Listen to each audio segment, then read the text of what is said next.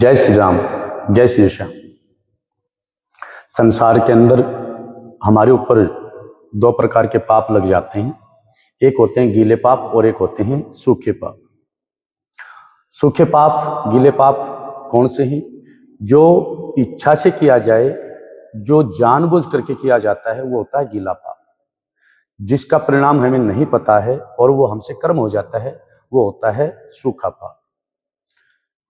इसलिए दोनों प्रकार के पापों से बचने के लिए हमें सबसे पहले क्या करना है? इस जुबान का, वाणी का सदुपयोग करना है। बहुत बच करके, संभल करके निकलना है। एक कथा आती है जो समझाती है कि आपको कहां पर बोलना है और कहां पर आपको चुप हो जाना है।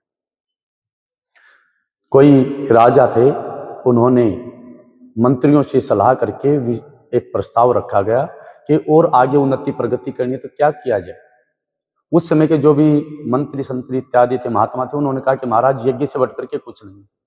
यज्ञ करेंगे, उसके अंदर ब्राह्मण भोजन किया जाएगा, देवताओं का भोग लगाया जाएगा, ज्ञान वृद्धि होगी, स्वस्ति वाचन होगा, प्रीति भोज रखा जाएगा। राजा को अच्छा प्रस्ताव लगा और राजा ने वो हवन इत्यादि यज्ञ रख दिया गया।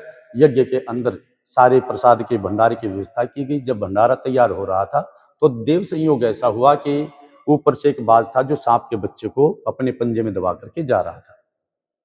संयोग से वो छूट गया बच्चा सांप का और जाकर के जो खीर बन रही थी उस खीर के अंदर जाकर के प्रसाद में गिर गया। न किसी को पता चला। सबसे पहले भगवान को भोग लगा करके, यज्ञ देवता को भोग लगाया गया, ब्राह्मणों को भोजन के लिए बैठा दिया गया, ब्राह्मणों को भोजन करवाया गया।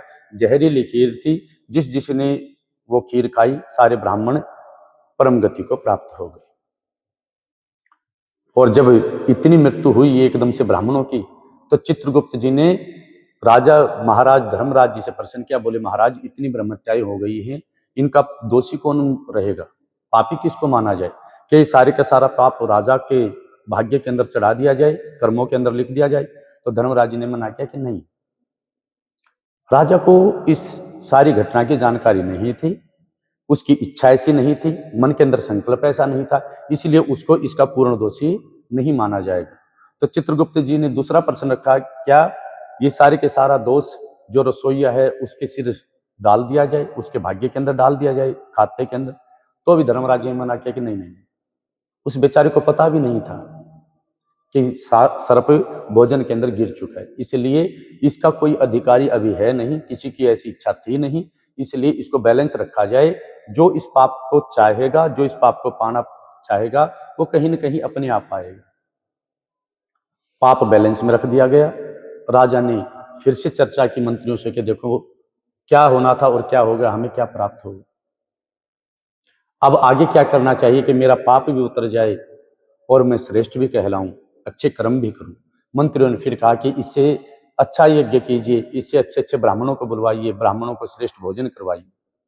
राजा ने मंत्रियों की बात मानी, फिर से वही क्रिया दोहराई गई। लेकिन अब की बार जिस जिस ब्राह्मण के यहाँ नेवत बैठाई गई, पहुंचाई गई, नेवता पहुंचाया गया, सबने मना कर दिया कि महाराज, हम आपके घर के अंदर भोजन नहीं करने आ सकते हैं। देखिए, आपने आदर से बुलवाया, लेकिन हमें भोजन से ज्यादा प्राण प्रिय है। इसलिए सबने ब्राह्मणों ने भोजन पर आने से मना कर दिया। राजा के सामने समस्या आई कि अब क्या किया जाएगा। तो फिर दूसरे राज्य से गुरुकुल के बच्चे बुलवा लिए गए ब्राह्मण भोजन के रूप में। और जब वो छोटे छोटे बटुक ब्राह्मण देवता भोजन करने के लिए आ रहे थे, उनको रास्ते का नहीं पता था।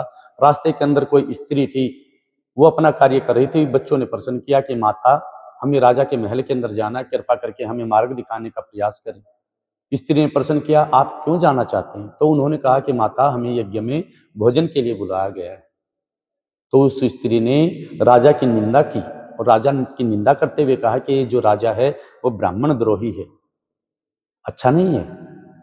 पिछले यज्ञ के अंदर इसने ब्राह्मणों को जहर देकर के मार दिया। आप क्यों जा रही हैं ऐसे ब्रह्मत्यारी के पास में? वापस लौट जाइए। उसी समय पर धर्मराज जी ने चित्रगुप्त जी को इशारा किया कि जितना भी ये ब्रह्मत्या का पाप है, सारे के सारा इस औरत के भाग्य के अंदर मंड दिया जाए कि इसने ये कर्म किया है। और राजा को सूखे पापों के अंदर उसके पापों की गिनती रखी गई। गीले पाप जो मुश्किल से उतरते हैं, वो उसे औरत के भाग्य के अंदर, कर्मों के अंदर लिख दिए गए। कथा कहती है कि बगैर बात के, जब तक आपको पूरी जानकारी नहीं है, किसने किया, क्यों किया, कब किया, किस कारण से किया, उसकी इच्छा थी, अनिच्छा थी, प्रभाव में किया, स्वभाव में किया, कुभाव में आकर के किया, प्रभाव में आकर के किया, तब तक किसी की भी निंदा मत कीजिए। कहाँ आपको बोलना है, किसके प्रति बोलना है, किसके विपरीत बोलना है, ये बहुत बारीक जानकारी है।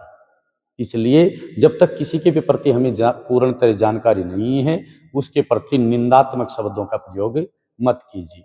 अन्यथा दूसरे के पाप, जैसे राजा के पाप औरत के गले आन पड़े, वैसे ही संसार के अंदर बहुत सारे पाप हैं जिनको हम अपने सिर पर ले लेते हैं।